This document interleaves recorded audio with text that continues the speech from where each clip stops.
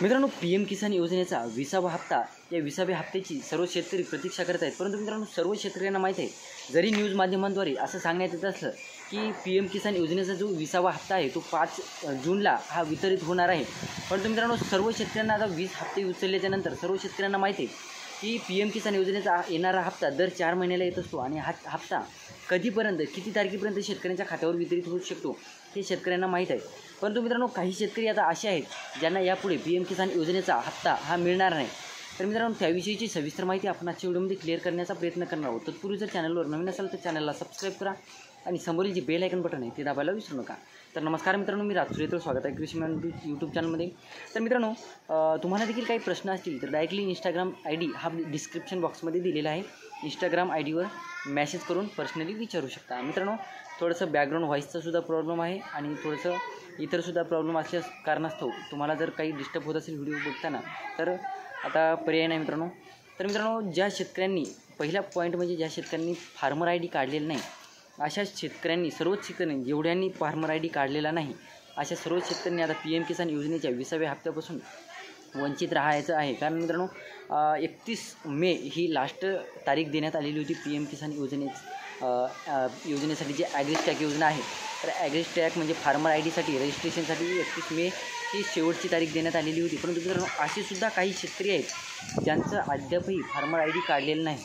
तर अशा शेतकऱ्यांनी आता पी.एम. किसान योजनेच्या जे 20वा हप्ता आहे या 20व्या हप्त्यापासून वंचित राहायचं आहे. त्याचबरोबर मित्रांनो, आता तुम्हाला ते हे नेहमीसारखं झालेलं आहे मित्रांनो. EKYC, लँड सीडिंग, त्याचबरोबर DBT वगैरे हे चेक करायचं हे सर्व शेतकऱ्यांना माहितीच आहे मित्रांनो. या सांगण्यासारखी याच्यामध्ये काहीही नवीन गोष्ट नाही. परंतु मित्रांनो, ज्या शेतकऱ्यांची जे पी.एम. किसान योजनेपासून जे हे झालेलं होतं, आऊट झाले होते, म्हणजे जे पी.एम. किसान योजनेचे स्टेटस चेक करताना जे एक ऑप्शन आलेला होता त्याच्या सरेंडर नावाचा काहीतरी ऑप्शन होता, ते काही शेतकऱ्यांचं जे चुकून क्लिक झालेलं होतं. तर त्या शेतकऱ्यांना आता बरेच शेतकरी माझ्या शॉपला सुद्धा, आपल्या शेतू केंद्रावर सुद्धा आलेले होते की आमचे पी.एम. किसान योजनेचे हप्ते बंद झाले, काय करावे वगैरे वगैरे. परंतु क्लिअर कोणालाच माहीत नसतं की आपण सरेंडर नावाचा ऑप्शन चुकून चेक केलेला असतो किंवा टच केलेला असतो. तर मित्रांनो, जेवढे शेतकरी या सरेंडर ऑप्शनला क्लिक केलेले होते अशा सर्वच शेतकऱ्यांचे जे सरेंडर झालेलं होतं त्यांना आता परत एकदा नव्याने पी.एम. किसान योजनेचे जे उर्वरित हप्ते आहेत, पी.एम. किसान योजनेमध्ये जे त्यांचं जे रजिस्ट्रेशन होतं ते परत एकदा सुरू करण्यात येणार आहे. त्यांना बेनिफिशरी म्हणून परत एकदा लाभ देण्यात येणार आहे. तर मित्रांनो, एकंदरीत बघायचं झालं तर ज्या शेतकऱ्यांना म्हणजे सरकार जे 2,000 रुपये पी.एम. किसान योजनेसाठी देत आहेत ते शेतकऱ्यांना ओढून आणत आहे. ते 2,000 रुपये घ्या तुम्ही. शेतकरी जरी फार्मर IDसाठी टाळाटाळ करत असले किंवा आपलं स्टेटस वगैरे व्यवस्थित आहे का हे चेक करत नसेल तरीसुद्धा शासन ते 2,000 रुपये वाटप करण्यासाठी शेतकऱ्यांना जबरदस्ती करत आहे.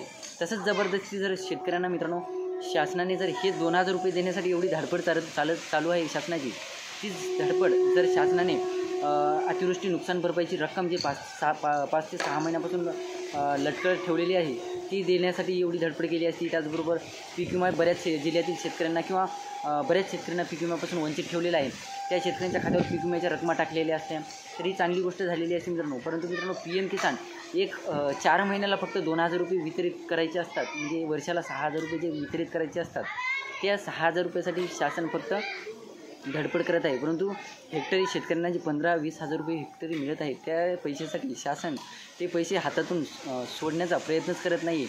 म्हणजे एकंदरीत बघायचं झालं मित्रांनो, जी मोठी रक्कम आहे त्यासाठी शासनाचा कुठलाही निर्णय घेण्यात येत नाही आहे. परंतु जी छोटी 2,000 रुपयाची जी रक्कम आहे त्यासाठी शासन मोठ्या प्रमाणात शेतकऱ्यांना आवाहन करत आहे की फार्मर ID काढा, तुमचं स्टेटस वगैरे चेक करा. एकंदरीत बघायचं झालं मित्रांनो, तर पी.एम. किसान योजनेसाठी तुम्ही जर फार्मर ID काढलेलं नसेल तर 20वा हप्त्यापासून वंचित राहावे असाल तर आजचा लास्ट डेट आहे. तारीख वाढू शकते मित्रांनो. 31 मे जरी तारीख लास्ट असली तरीसुद्धा अजूनसुद्धा 8-15 दिवस तारीख वाढू शकते. तर ही होती छोटीशी माहिती मित्रांनो. व्हिडिओ आवडला असेल तर लाईक करा, चॅनलला सबस्क्राईब करा आणि जास्तीत जास्त शेतकऱ्यांपर्यंत पोहोचवण्याचा प्रयत्न करा. धन्यवाद.